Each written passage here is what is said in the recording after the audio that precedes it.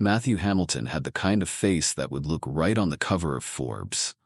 Strong jaw, sharp eyes, and a permanent shadow of stubble, like he was too busy building empires to bother with vanity. At 32, he was the CEO of one of Silicon Valley's fastest-growing tech firms, Kainos Systems, and every investor in the valley wanted a piece of his next move. But behind the tailored suits and press-ready smirks, Matthew looked wrecked. Not physically. He still worked out every morning at 5, still ran 3 miles before meetings, but there was something hollow in the way he moved. Mechanical. Efficient. Like a machine that didn't care if it broke down. Nearly 2 years had passed since Ellen walked out without warning, without a fight, without even a proper goodbye. No scandal, no drama, just silence, like she'd never been there at all. And that silence had turned Matthew into something colder than the man she left. Now he worked 20-hour days, as if exhaustion could sand down the jagged memory of her. His office was a mirror of that transformation. Walls of concrete gray, framed by floor-to-ceiling windows that showed the San Francisco skyline in washed-out tones. No art, no warmth. Just a hulking black desk, 5 monitors, and a couch nobody sat on. The only color in the room came from the red digits on the digital stock ticker that ran along the wall like a heartbeat, one that never stopped. His penthouse wasn't much different. High above the city, the space was a mausoleum of wealth, glass, stone, and steel, spotless and lifeless. A modern kitchen no one cooked in, furniture no one used, lights on timers to simulate life that didn't exist.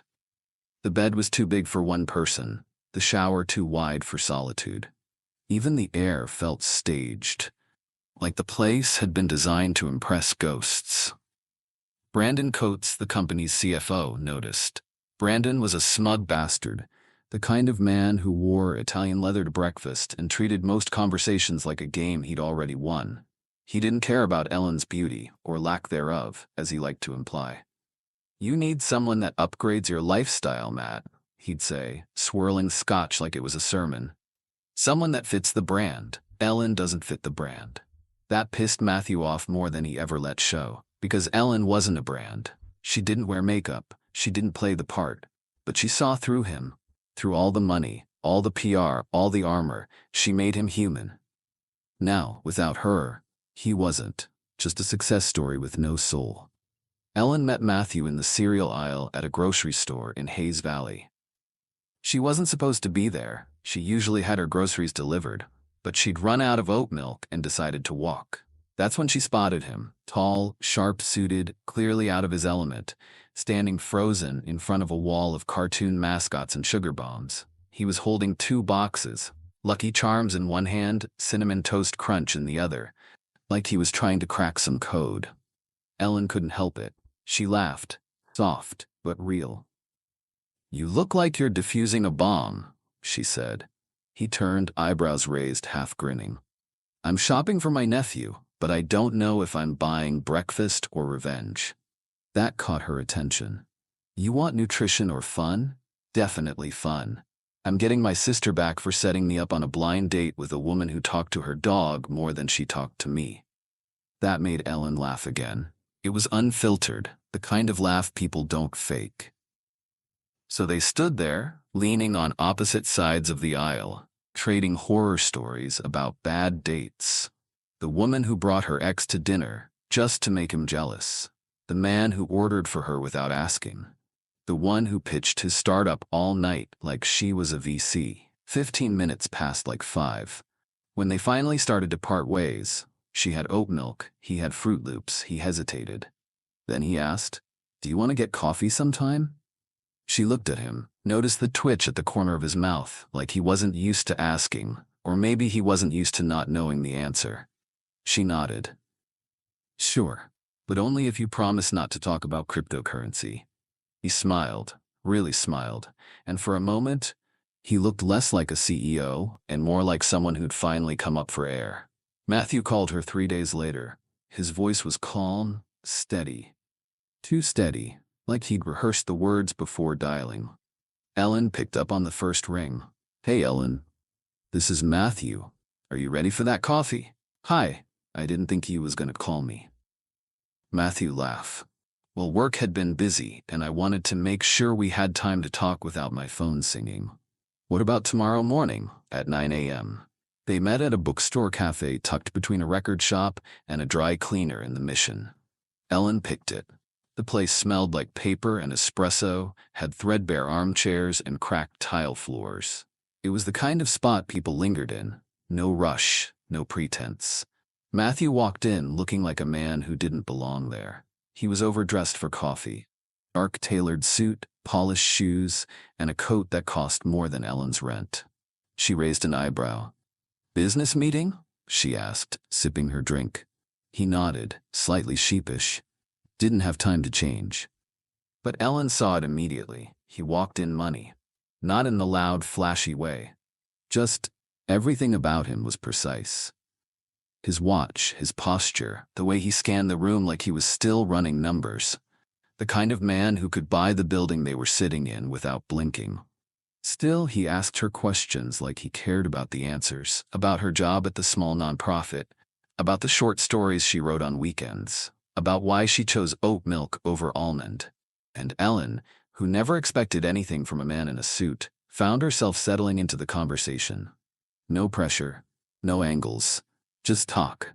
She didn't think of it as a date. Not really. Not yet.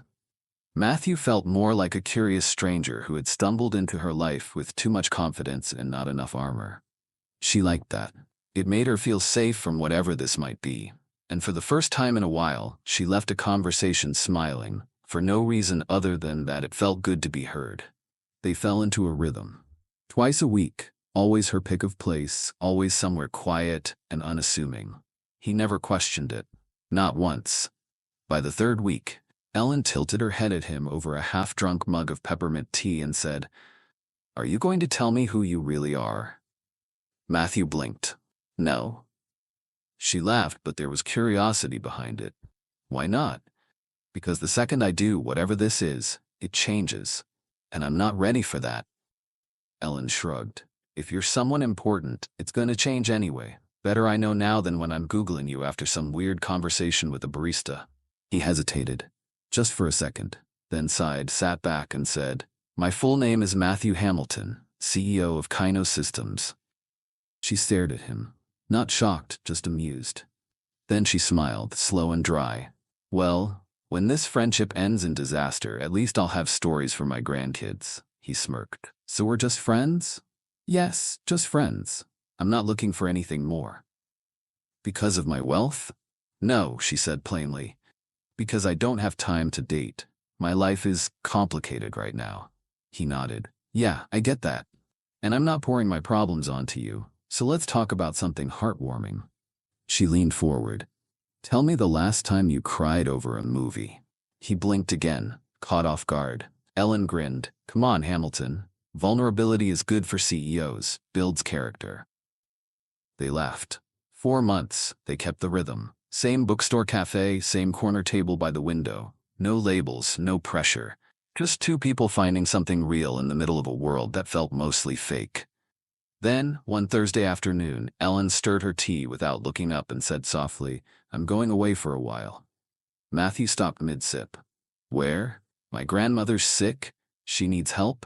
I'm going to New Mexico. Not sure when I'll be back. Or if I'll be back." He didn't answer right away. His face barely changed, but something behind his eyes collapsed. "You're the only real thing in my life," he said finally, voice low. "I look forward to this time with you, just to escape everything else." Ellen reached across the table, resting her hand over his. "I don't want to leave, but she needs me." He nodded, jaw tight, but didn't argue. He didn't try to make her stay. "You can call me anytime," she said. "Day or night." "When are you leaving?" 2 days. I'm taking the bus." He looked at her like she just confessed to walking to the moon. "The bus?" She smiled. "It's not that dramatic." "I'll drive you," he said without thinking. "Let me drive you to New Mexico. Give me a little more time with you." Ellen looked at him, really looked, and for the first time her smile held something tender. "Yes," she said quietly. "I'd like that." Ellen loaded her single, worn duffel bag into the trunk of Matthew's sleek black car. It looked absurd next to the luxury, The bag was faded canvas, stitched at the corners, like it had lived 100 lives. She tossed it in without hesitation. Matthew closed the trunk gently. "It'll take us 2 days to get there." I mapped everything out, made an artillery of stops, scenic routes, small towns. Thought we could enjoy some of God's country along the way. Ellen laughed, sliding into the passenger seat. "That actually sounds great." They drove for hours, the radio playing low. Their banter was easy, sarcasm, jokes, quiet truths tucked between stretches of open road. Somewhere in Utah, over a dusty stretch of highway, and after too much gas station coffee, Matthew reached over and took her hand. She tried to pull it back, gently, but he held on tight. "Matthew," she warned. "You were never just my friend," he said, eyes on the road. She didn't answer, just looked out the window. That night they stopped at a roadside inn, clean, quiet, surrounded by nothing but stars. Matthew booked a joined room, said it was just in case she wanted space. But they ended up in the same bed. No declarations, no promises, just two people pressed against the silence of everything unsaid. When he woke the next morning, the sheets were cold beside him. He sat up, heart racing. The room was still, untouched, but she was gone. No note, no message. And he realized he never asked for her grandmother's address. He didn't know where she went. And for a man who could track satellite traffic and predict market shifts to the hour, Matthew Hamilton had never felt so completely lost. Later that afternoon, as Matthew sat parked outside a gas station somewhere in Arizona, staring at the horizon like it might answer him, his phone buzzed. A message from Ellen. "You were right. We were never just friends. But my life is complicated right now. I'll never forget you. Maybe one day, if we're lucky, we'll see each other again. Take care, love, Ellen." He read it once, then again, then once more, hoping the words might change if he just stared long enough. They didn't. By the time he returned to San Francisco, something inside him had gone silent.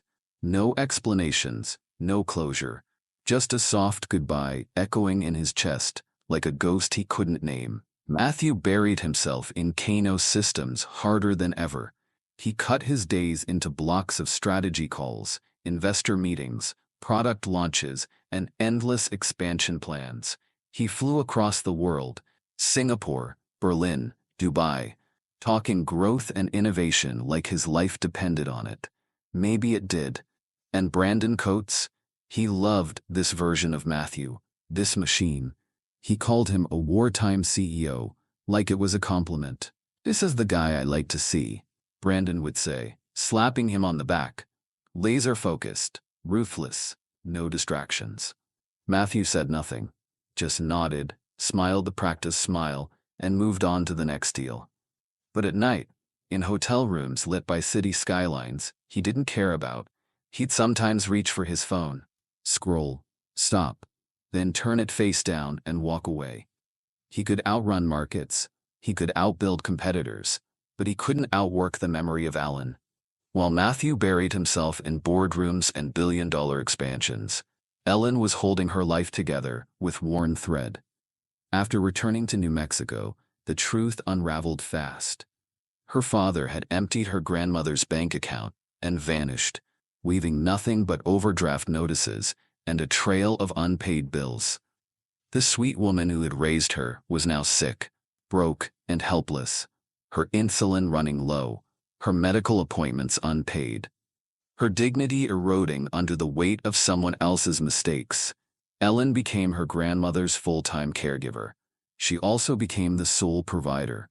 It took nearly a year of fighting with state clinics, chasing nonprofit aid, and working back-to-back shifts, mornings at a diner, nights cleaning offices, before she managed to get her grandmother on a consistent diabetic care plan.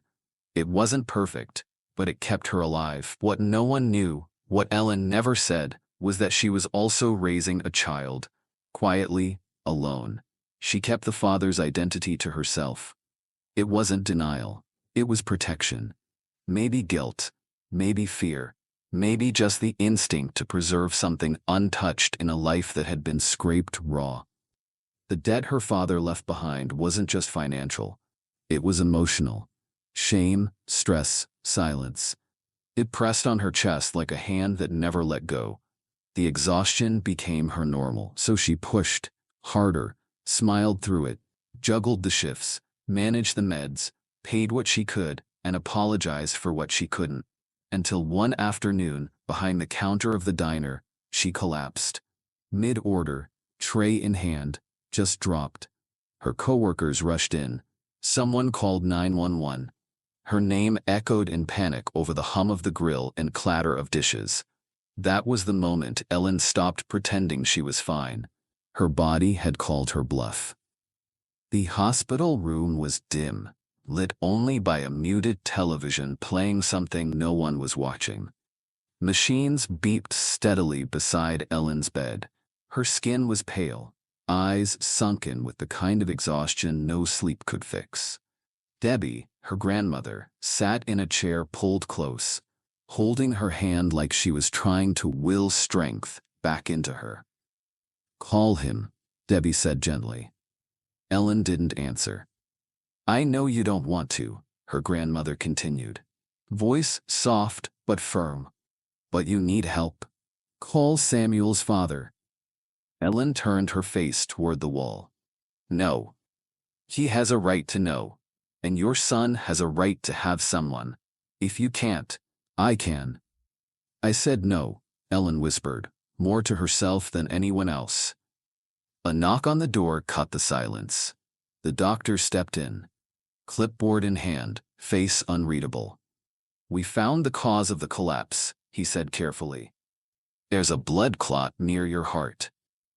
It's in a delicate position, too dangerous to operate on without a specialist." Ellen sat up slightly, her heart already racing. "The procedure isn't covered by your current insurance," the doctor added. "We'll need to talk about options, but time is critical." Her stomach dropped. She held it together until the doctor left. Then the tears came, silent, heavy, unstoppable. But not for herself. She cried for her son. For Samuel. The idea of him growing up without either of his parents was unbearable. Her heart wasn't just failing. It was breaking. All the strength she'd held on to for so long collapsed under the weight of that thought. And in that moment, for the first time, Ellen wondered if her pride was worth the cost. That night, as Ellen finally drifted into a restless sleep, her face slack with exhaustion and IVs snaking down her arms, Debbie moved quietly from the chair to the edge of the hospital bed. She looked at her granddaughter, still so young, but already worn down by a life far too heavy. She picked up Ellen's phone from the bedside table. She didn't want to invade her privacy, but something in her gut said enough was enough. This girl had been carrying too much for too long, and if Ellen wouldn't reach out for help, Debbie would do it for her. She scrolled carefully, past work messages, appointment reminders, then farther back, before the move, before everything fell apart. And there they were, text messages from a man named Matthew. The last one was dated 2 years ago, just after Ellen arrived in New Mexico. It ended with her, "Take care, love, Ellen." Debbie didn't hesitate. She typed, "This is Debbie. I'm Ellen's grandmother. She needs help. If you can, come. She's at Mercy Hospital, room 415. She hit send before she could doubt herself. Thousands of miles away, in a sleek office tower in Berlin, Matthew Hamilton was wrapping up a video conference when his phone lit up. He glanced at it, saw the name, froze. Ellen's contact. His heart kicked hard in his chest. He opened the message, read it, reread it. Mercy Hospital. Ellen. Needs help. 2 years. No word, no trace. He had searched, quietly but endlessly, and now, out of nowhere, this. He didn't think, didn't plan, didn't ask Brandon to cover for him. He was already on the phone with his pilot before the shock wore off. 2 hours later, The company jet was in the air, racing across the country. This time, he wasn't letting her disappear. It was late when Matthew arrived at Mercy Hospital. The halls were quiet, the kind of quiet that made every step feel louder than it should. He didn't stop at the front desk. Room 4115. He repeated it to himself like a password. When he finally pushed open the door, the soft beeping of monitors and dim hospital lighting greeted him. Ellen was asleep, curled on her side, an oxygen tube under her nose, IV in her arm. She looked smaller, paler, fragile in a way he had never seen her before. Matthew stood at the foot of the bed, unmoving. Something inside him cracked at the sight of her like this. All that time apart, all the distance he thought had hardened over, it melted in a second. Eventually, he sat quietly, just stared. He didn't notice the little boy tucked in a blanket on a cot next to the bed, legs curled up, thumb in his mouth. He didn't think to look. A few minutes later, the door opened. Debbie stepped in, holding a cup of hospital coffee, and froze. She saw Matthew in the chair, staring like he was lost. She didn't speak.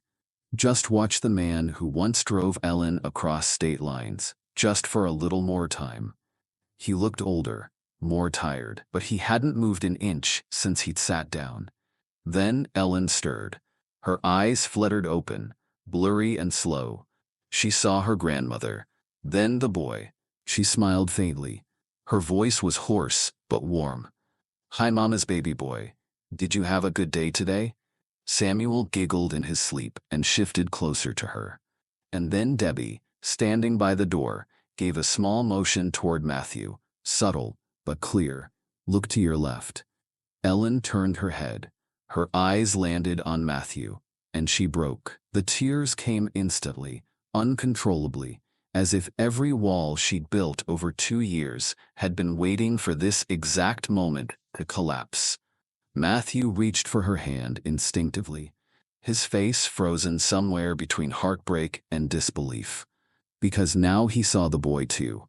And he knew, by the time Ellen managed to pull herself together, wiping the tears from her cheeks with shaking hands, catching her breath in broken pieces, the doctor came in, clipboard in hand, voice calm, but too rehearsed.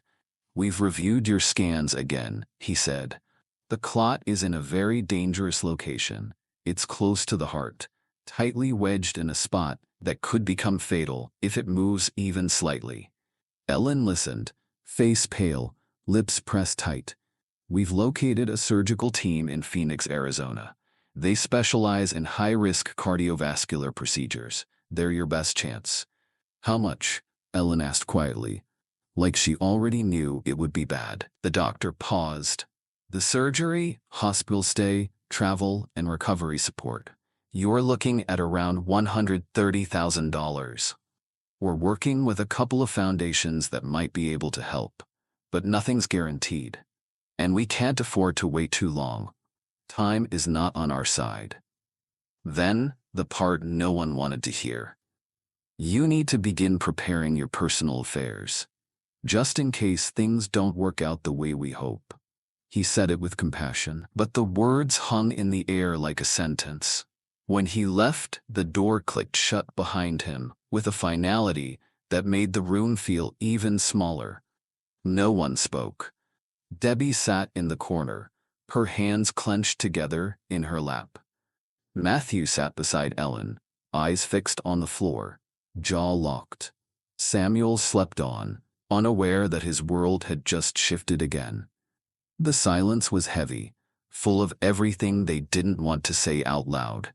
The weight of time, the weight of cost, the weight of what might come next.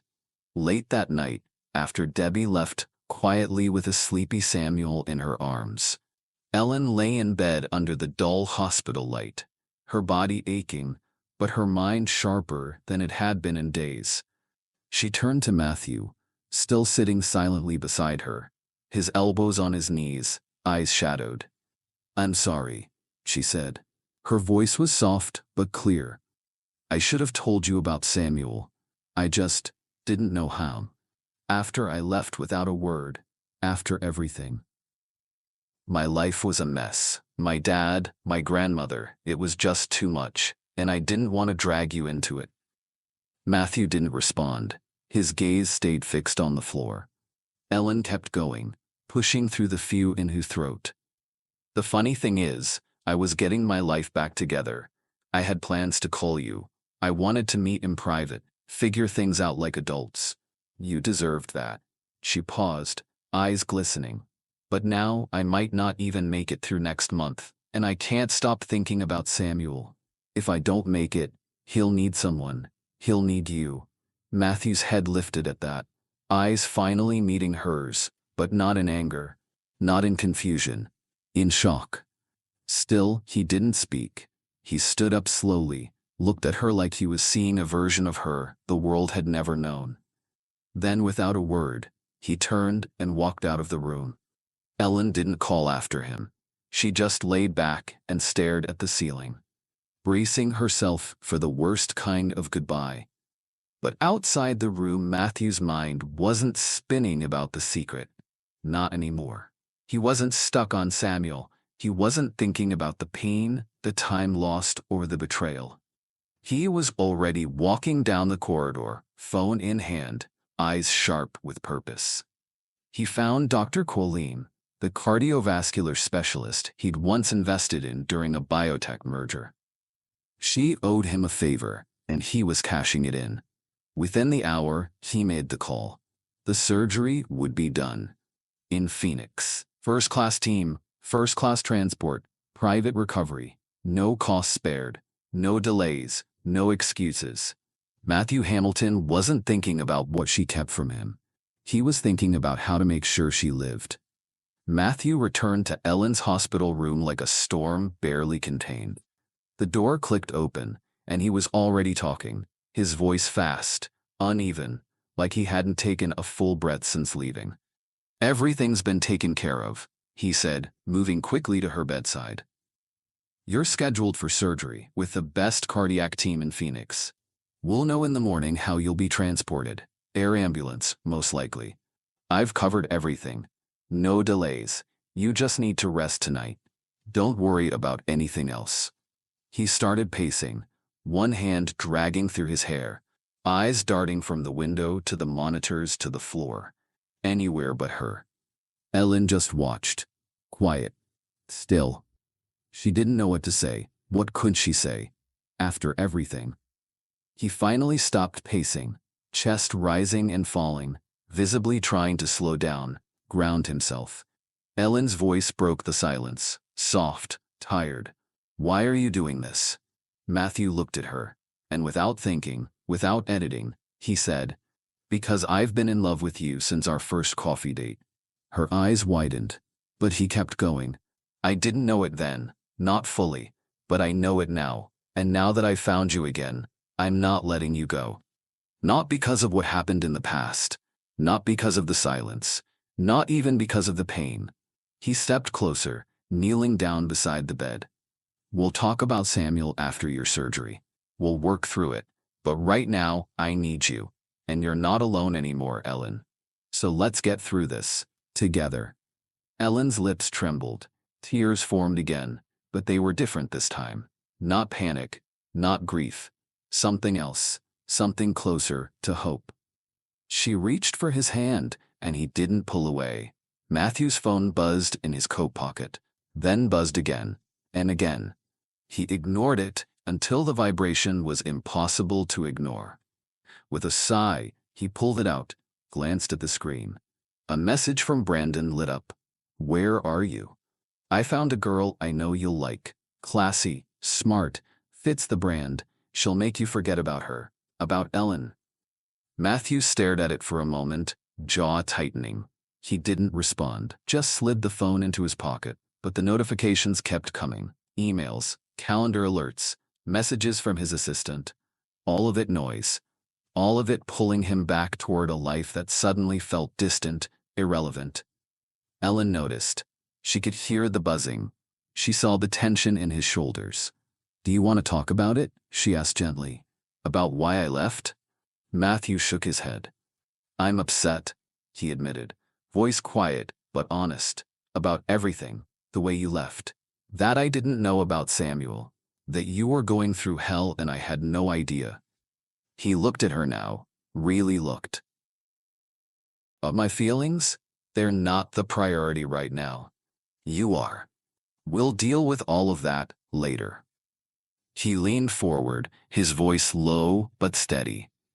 But Ellen, understand this. No more running. I don't care how complicated your life has become. I don't care what you think you have to protect me from. If you're in pain, I want to be there. If you're in trouble, I want to help. And if we're going to be in each other's lives, I need you to stay. Ellen looked at him, something shifting in her expression. Fear, relief, resolve. All right, she said softly. No more running. Early the next morning, the door to Ellen's hospital room eased open. Debbie stepped in, holding Samuel's tiny hand. The little boy, wide-eyed and wobbly on his feet, lit up the room like sunlight breaking through fog. Matthew, who had barely slept in the chair beside Ellen's bed, sat up straighter the moment he saw them. His eyes immediately went to the boy. He didn't say a word at first, just watched. Samuel toddled over and without hesitation climbed onto Ellen's lap, snuggling into her like he always did. Matthew finally found his voice. How old is he? Ellen smiled softly, brushing Samuel's hair from his forehead. He's 16 months, and very active.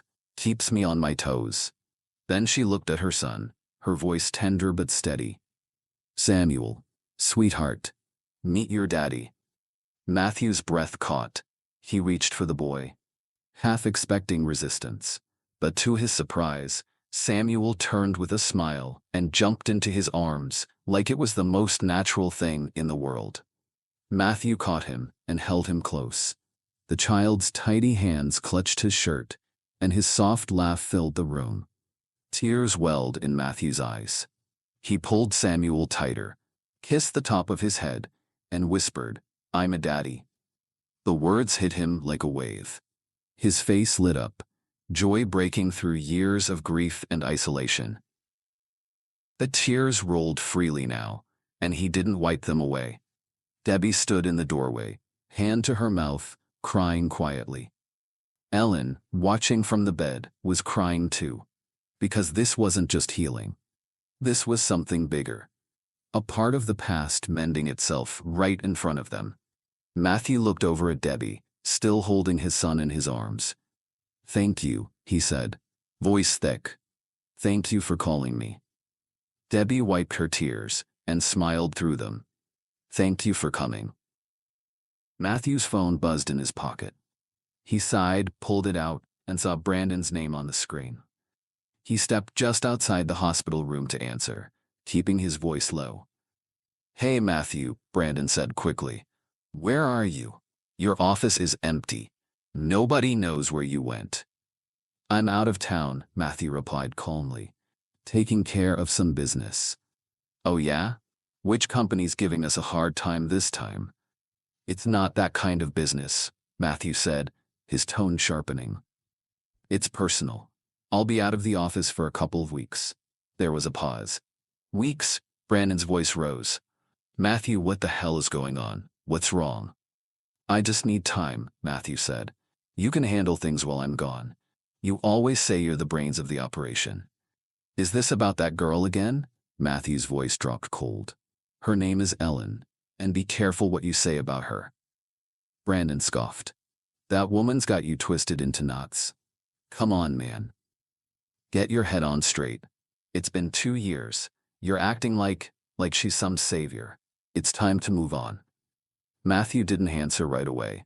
Then he said, flat and final, this conversation is over. Goodbye, Brandon. Call only when it's absolutely necessary. He hung up without waiting for a response. When he turned back into the room, Ellen was watching him. She shifted uncomfortably against her pillow, her face unreadable. So, she said, her voice quiet, you were serious when you said you love me. Matthew crossed the room slowly, came to her bedside, and sat down beside her again. "I meant every word," he said. "And no one is going to turn me against you. Not Brandon, not anyone." His hand reached for hers again. No hesitation this time. "You and Samuel are my family now. That's all that matters." Early evening hour, Ellen had been safely transported to Phoenix Heart and Vascular Center, a top-tier facility nestled in the city's medical district. The airlift had been smooth, coordinated down to the second. Private, discreet, and expensive, all arranged within hours by Matthew. By the end of the day, everything was in place. Her surgery was scheduled for early morning, her room prepped, and a specialized cardiac team assembled. That night, while Ellen rested under sedation, Matthew sat in the private family lounge with Debbie, drinking lukewarm coffee out of a paper cup and watching the city flicker outside the wide glass window. Neither of them spoke for a while. The weight of what tomorrow could bring was enough to keep the silence steady. But eventually, Debbie spoke. "I didn't really know who you were," she said. "Until today. You've done more for my granddaughter in 24 hours than most people have in her whole life." Matthew didn't smile. He just nodded, quietly. Debbie looked at him, studying the lines in his face, the wear in his eyes. "Tell me how you met her." So he did. He told her about the grocery store, the cereal aisle, her laugh, their first coffee date at a bookstore cafe, how she saw through him when everyone else saw a CEO, how they met twice a week for 4 months, how she disappeared. "I looked for her," he admitted, quietly. "I didn't want to cause problems if she didn't want to be found. But I never stopped wondering where she went, or why." Debbie listened, quiet and patient. "She didn't leave because she stopped caring," she said after a moment. "She left because she never learned how to stay." Matthew looked at her. Debbie sighed, setting her cup down. "Ellen has abandonment issues. Deep ones. Her heart's been broken more times than I can count. Most of it by my son, Caleb." "Her father?" Matthew asked. She nodded. "In name, maybe. In reality, he was chaos. Drugs, self-pity, anger. He'd come and go like weather. One week he'd buy her presents he stole from gas stations. The next he'd disappear for days while she sat at home alone. I was working double shifts back then, barely scraping by. One time I'd come home and find her sleeping in a coat on the porch because he'd locked her out. She was 9. Matthew clenched his jaw. Debbie looked out the window. "One time he left her home for almost 3 days. No food in the fridge. Nothing but tap water and crackers. She didn't call me. She was too scared. Thought if she said anything, she'd get him in trouble. When I finally found out and asked why she didn't come to me, she said, 'Because it would have been proof that he didn't love me.'" Matthew closed his eyes for a second. "That's the kind of wound she lives with," Debbie continued. "She doesn't trust love. Not fully. When things get too good, she panics. She pulls away before anyone else can." "That's what happened with me," Matthew said, voice low. "She was starting to love you," Debbie said gently, "and in her mind, that meant you were going to leave. Just like her dad always did. So she ran before it could happen." Matthew sat back, letting the pieces settle. And now, finally, he saw it. Not just the reason Ellen left, but why she believed she had to protect her heart, to guard against the familiar sting of being left behind. Ellen had grown up believing that love came with an expiration date, that anyone who stayed was only staying for now, and the deeper the love, the closer the threat of loss felt. So when she started to care for you, Matthew, really care, she did what her past taught her. She ran. Debbie stood and walked to the window. "I'm telling you this because if she makes it through this surgery, she's going to need more than medical care. She's going to need patience, real, gut-deep patience." Matthew looked down at his hands. "I'm not going anywhere." Debbie turned back to him. then you need to be ready for the parts of her that are scared to believe that. Meanwhile, in her room, Ellen stirred under soft monitors and dim lights, a memory slipping in through the cracks of sleep. She was 9 again, curled up on the living room couch in a hoodie 2 sizes too big. The clock on the wall blinked 3:12 a.m. Her stomach hurt from hunger. She'd eaten the last granola bar that morning. Her father had said he'd be back by dinner. That was 2 days ago. She stared at the front door, willing it to open. Every sound outside made her heart leap, then crash. Eventually, she stopped waiting. She stopped hoping.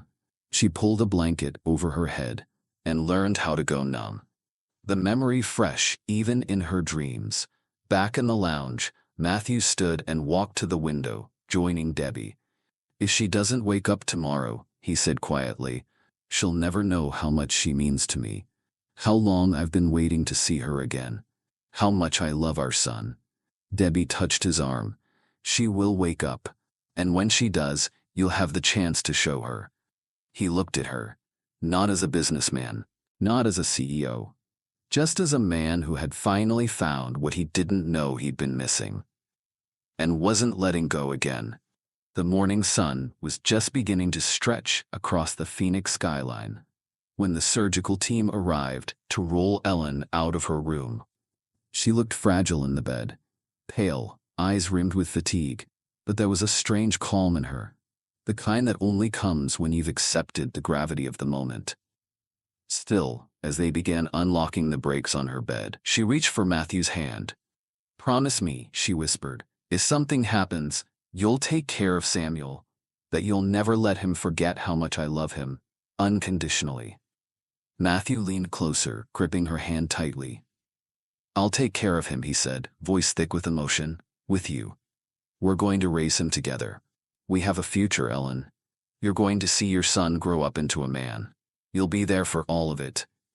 He leaned in, gently pressing a kiss to her lips.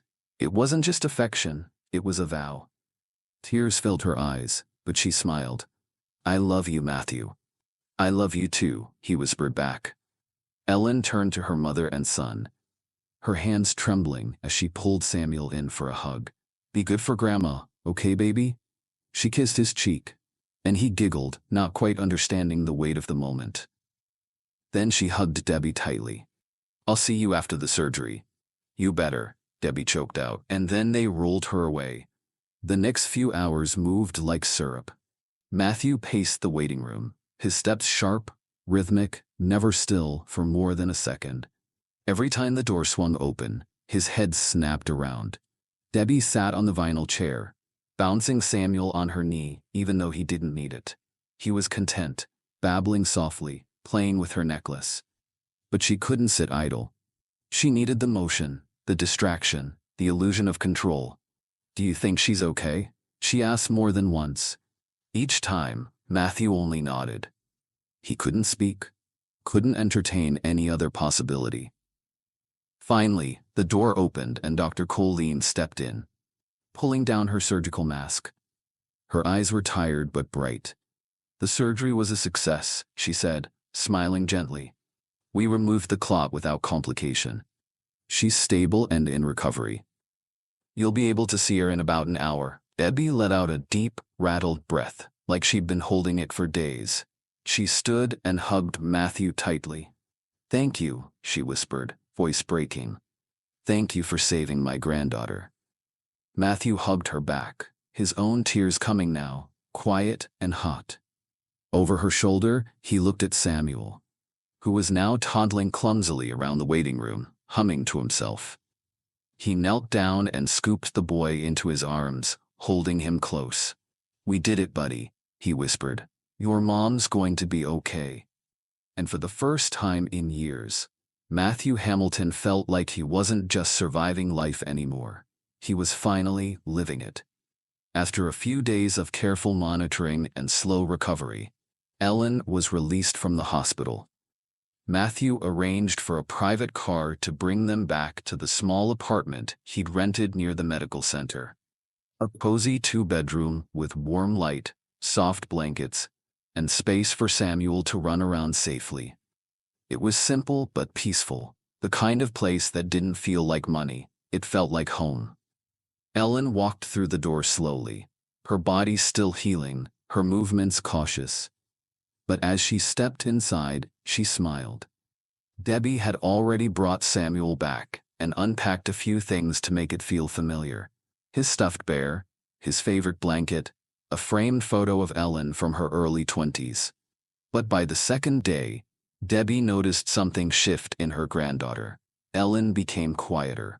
She lingered in the corners, eyes distant.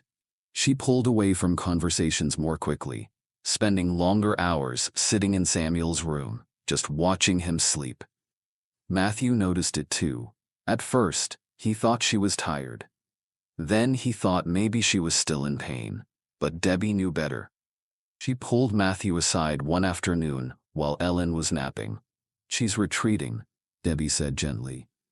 "Ellen's scared again. She thinks now that she's okay." "You'll leave." Matthew's face tightened. "Why would she think that?" "Because that's what people have always done to her," Debbie said. "She's waiting for the part where it all falls apart." Matthew took a deep breath and nodded. "I won't let that happen." That evening, as the sun dipped behind the Arizona hills, casting gold across the windows, Matthew walked into the living room and found Ellen folding a small pile of Samuel's clothes. "Hey," he said softly. She looked up, managing a tired smile. "Hey."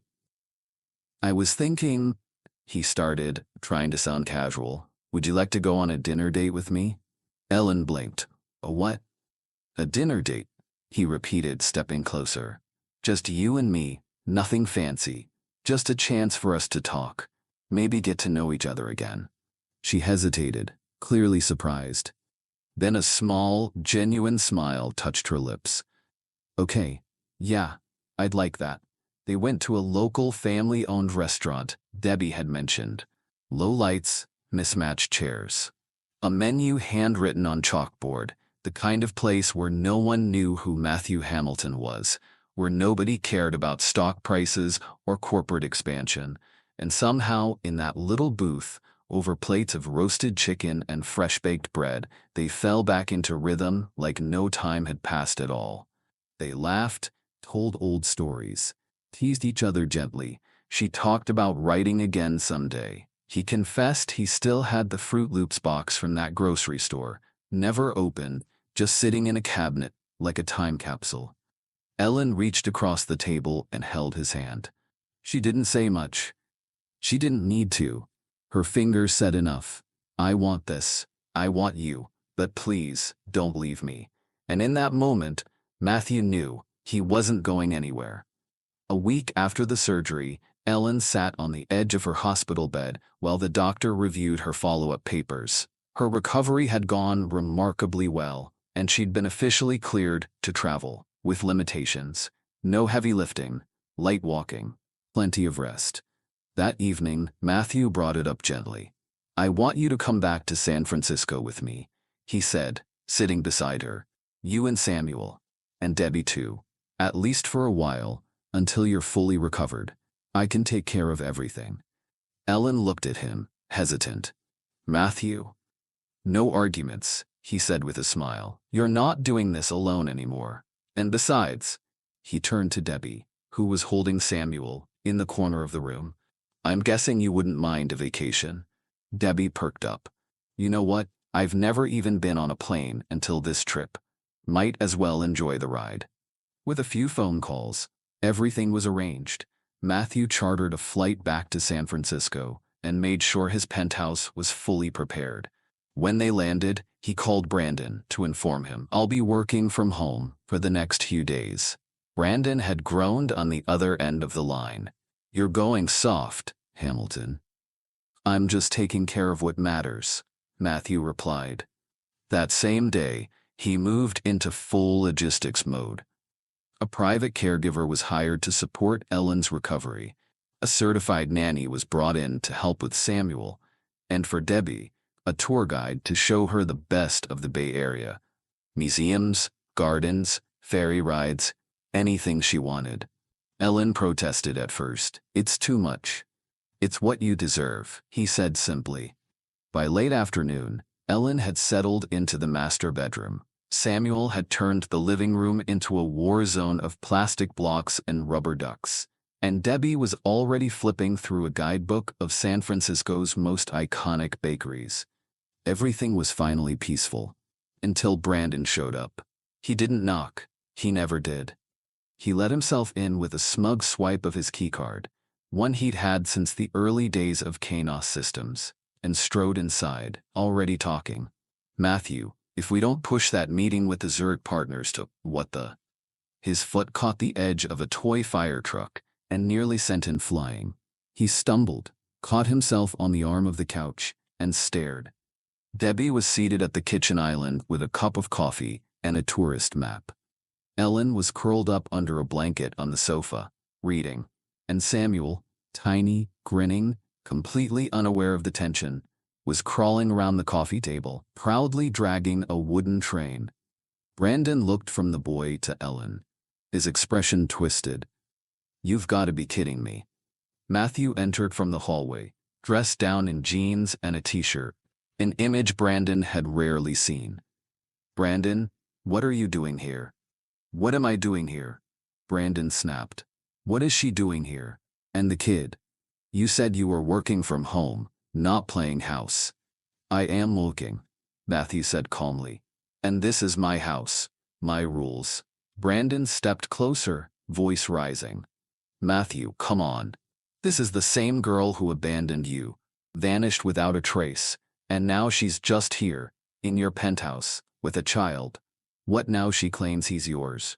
And you're playing daddy like it's some fairy tale? Ellen flinched at the words, her arms instinctively wrapping around her son. Debbie stood slowly, eyes narrowed. Excuse me? Brandon, Matthew warned, voice hardening.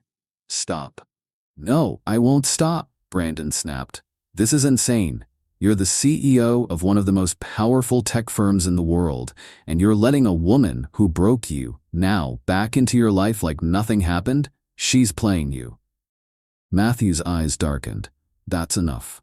She left you, Matthew. You spent 2 years chasing ghosts, working like a madman, all because she disappeared. You almost lost everything. And now you're telling me she's back, and we're all supposed to just smile and pretend it's fine? Matthew took a step closer, voice quiet but sharp. Get out. Brandon blinked. What? You heard me, Matthew said. Get out of my home. Brandon laughed bitterly. So that's it? You're choosing this messy, broken situation over your company? Over everything we built?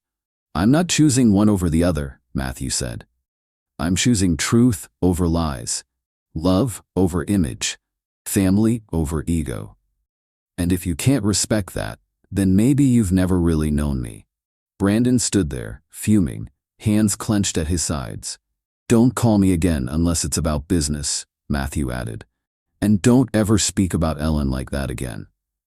Brandon shook his head, muttered something under his breath, and walked out without another word, slamming the door behind him. Silence fell over the room. Matthew turned to Ellen, who was still holding Samuel close.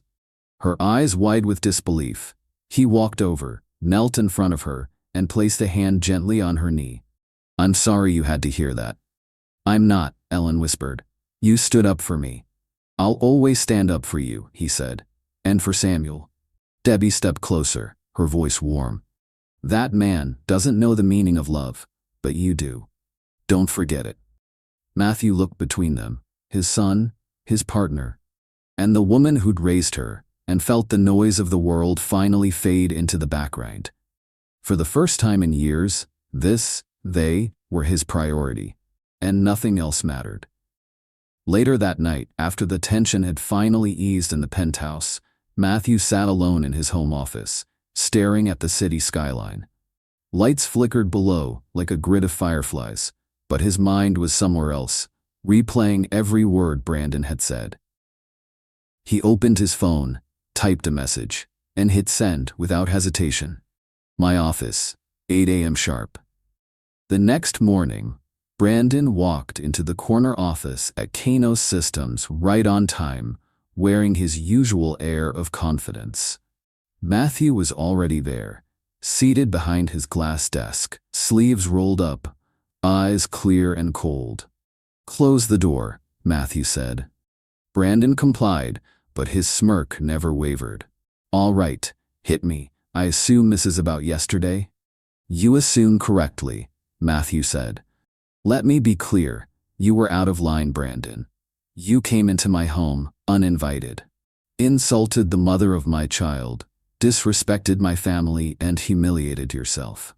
"I'm just looking out for you," Brandon replied. "That's what I've always done." "Someone has to." "No," Matthew said. "What you've always done is try to control the image of who you think I should be.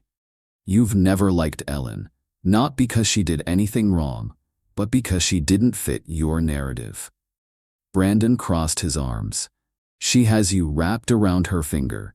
It's not a good look." Matthew didn't flinch. "You're right. She does have me wrapped around her finger, and you don't even understand why." Brandon scoffed. "She's not the kind of woman someone like you should be with. She doesn't fit into our social group. You can't take her to investor galas or fundraisers. She doesn't blend." "That's exactly what you don't get," Matthew said, standing up. "Ellen doesn't want to blend in. She has no interest in pretending to be someone she's not. She only ever wanted me. Not the money, not the image. Me. That's something you've never understood." Brandon's tone sharpened. "Then explain this. If she wants you so badly, why did she run away in the first place?" Matthew stared at him, then spoke slowly. "She overheard you," he said. "That phone call you made to someone, saying I'd get tired of her eventually, that I'd go back to my real life, that she didn't belong. You said that with her standing a few feet away, not realizing she could hear everything." Brandon's expression faltered for the first time. "She didn't run because she didn't care," Matthew said. "She ran because she thought it was only a matter of time before I left her. Because she has abandonment issues, Brandon. Real ones. You don't know her history." Brandon looked away. "Clearly she's got problems. Why would you want someone that damaged in your life?" Matthew stepped around the desk, standing directly in front of him. "For the same reason I wanted you as my CFO." Brandon blinked. "What?" "You're almost 40, and you've never had a real relationship. You push people away the second they get close. You keep everything surface level because your mother walked out on you when you were 8, and you've never healed from that." Brandon's face froze, stunned into silence. Matthew didn't stop. "You don't know this," he said, "but a year ago, one of our major investors came to me and said I needed to get rid of you. They said you were arrogant, unpredictable, and impossible to manage. That wasn't the first time an investor approached me about your behavior. I have had your back more times than you know." Brandon's eyes widened. "I told them no," Matthew said. "I told them that you're brilliant, loyal, even if you don't always show it. And I told them that I'd take responsibility for you, because I saw something in you no one else did." There was a long silence between them. "I didn't know that," Brandon said quietly. "No, you didn't," Matthew replied. "But you're going to know this. Don't ever question my love for Ellen or our son again. Don't speak about them like they're beneath you. You show them respect, or you find another place to work." Brandon stood there, the arrogance gone from his face, replaced by something rare, genuine self-awareness. "Understood," he said after a long pause. "I was out of line." Matthew gave a single nod. "She's not perfect, neither am I, neither are you, but she's real. She's the first person who ever saw me without the title, without the filters, and gave a damn anyway. That matters." Brandon exhaled slowly. "I get it now. I do." "You'd better," Matthew said, "because this is where the line is drawn." Brandon turned and left the office. Matthew sat back down, his pulse steady. He'd made his choice, and nothing, not image, not business, not even a best friend, would make him regret it. Before leaving the office that afternoon, Matthew made one more move. one that had been weighing on him for weeks. He called an emergency board meeting. By 4 p.m., the conference room was filled. The glass table gleamed, the skyline behind him casting long shadows as the sun dipped low over San Francisco. Every board member was in attendance, each with a notepad, tablet, or laptop open, waiting for the numbers, the strategy, the next big announcement. Matthew stood at the head of the table, hands folded, face calm but resolute. "I've given myself to this company for the past 16 years, he began, his voice firm but sincere. Built it from code on a couch to what you see now. In the last 2 years alone, we've doubled our profits. We've expanded internationally, broken barriers in AI, infrastructure, and sustainability." He paused, letting that truth settle. "And now," he continued, "I'm stepping back." A ripple of surprise moved through the room. One of the older board members, a sharp-suited woman from the early investor round, leaned forward. "Stepping back," she echoed. "Is it a health issue?" Matthew smiled, shaking his head. "No, nothing like that." He took a breath. "I'm a father.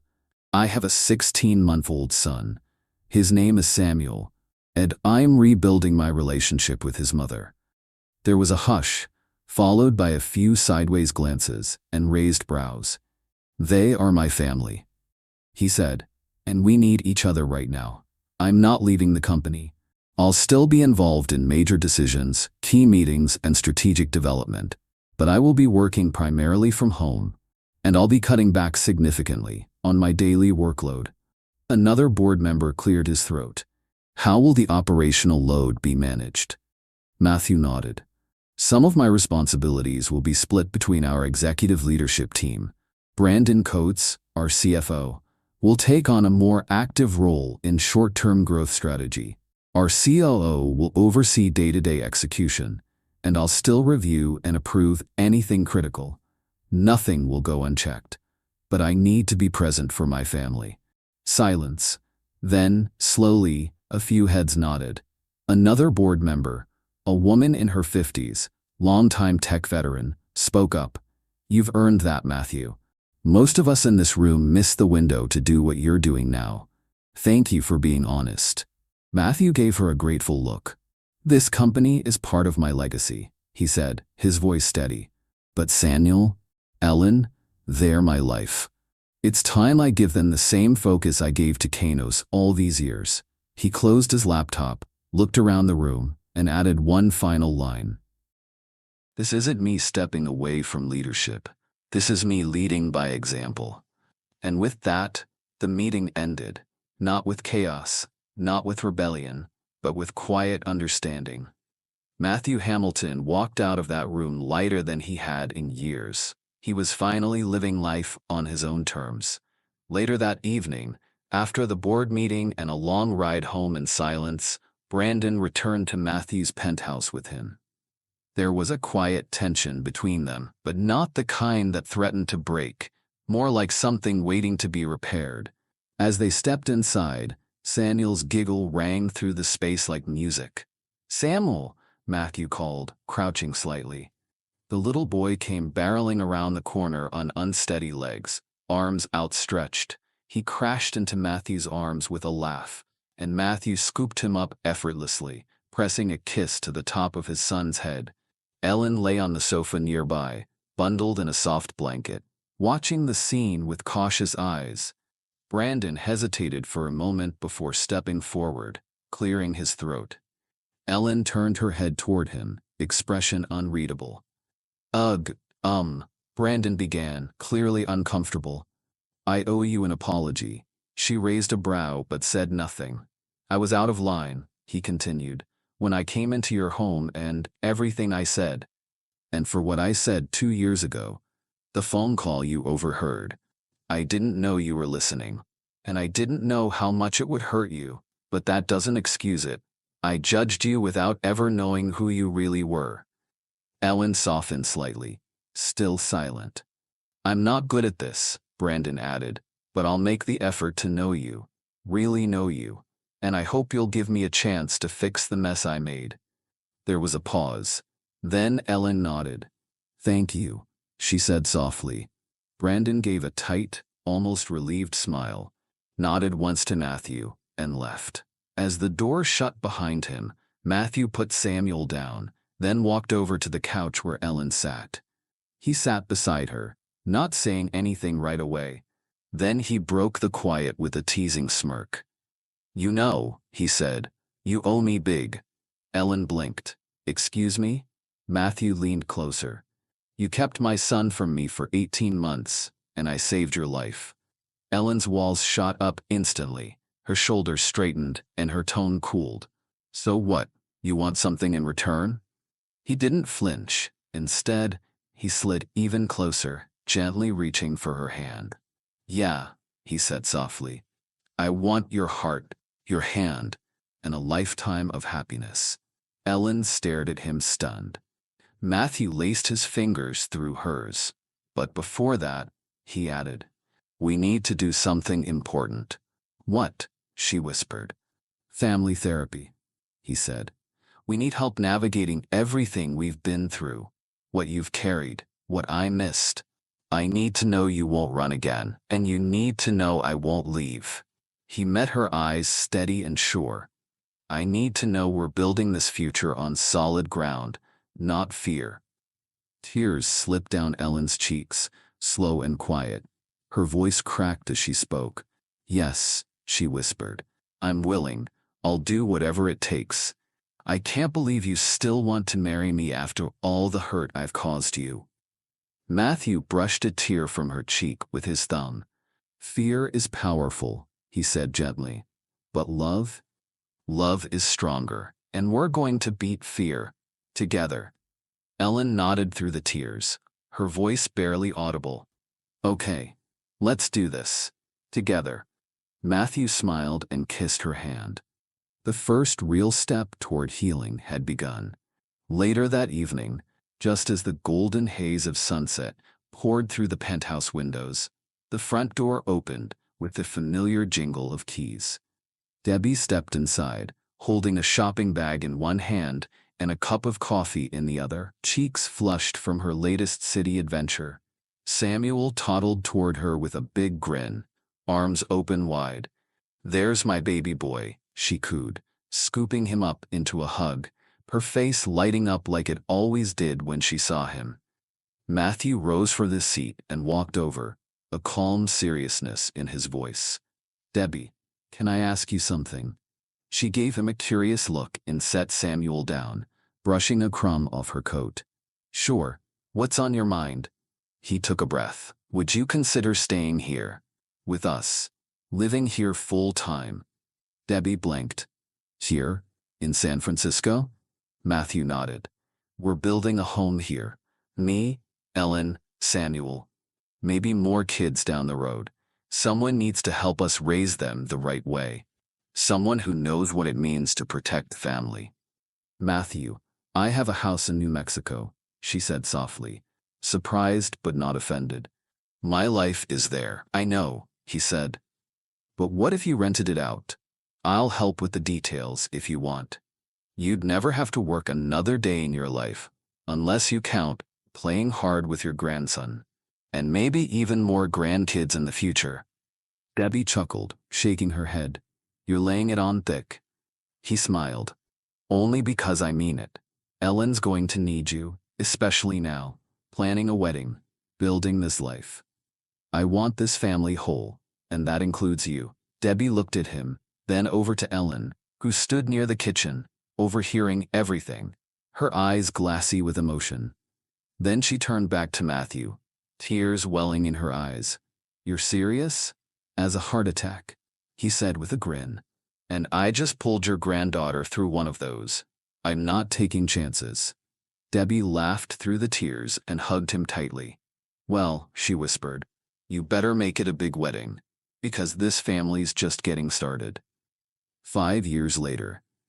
The house sat on a quiet tree-lined street just outside San Francisco. Warm, lived in, with toys scattered across the front yard, and flower beds Ellen insisted on planting every spring. It wasn't a mansion, but it was theirs. Every corner held memories, growth, healing. Inside the kitchen buzzed with weekend energy. Ellen stood at the counter in a faded apron, laughing as flour dusted her 3-year-old daughter's nose. Little Ava was a whirlwind of curls and giggles, proudly stirring batter that had no chance of becoming edible. "Careful with that whisk," Ellen warned, smiling as she reached over to help. "We're making pancakes, not repainting the walls."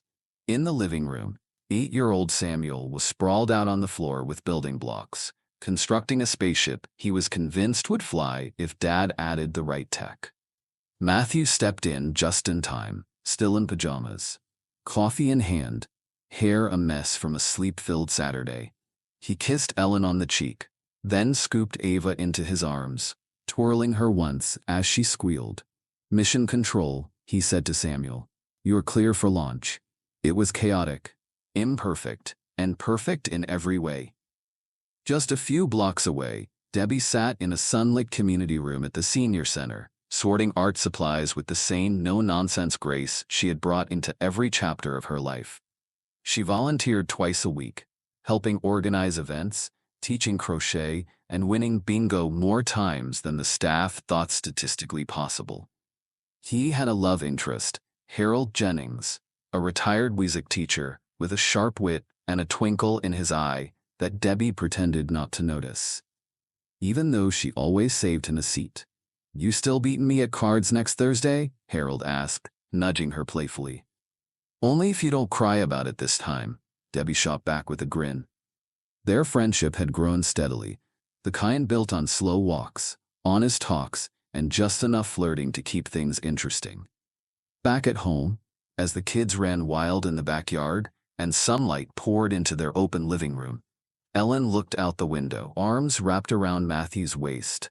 5 years, she said softly. He leaned down and kissed her forehead. 5 good ones. She smiled, resting her head on his chest. "You really meant it, huh? All those promises?" "I don't make promises lightly," he said. "Especially not when it comes to you." Ellen looked out at their children, Samuel building a fort, Ava chasing butterflies, and then back at the man who once flew across the country for her without a second thought. "No more running," she whispered. "No more," he promised.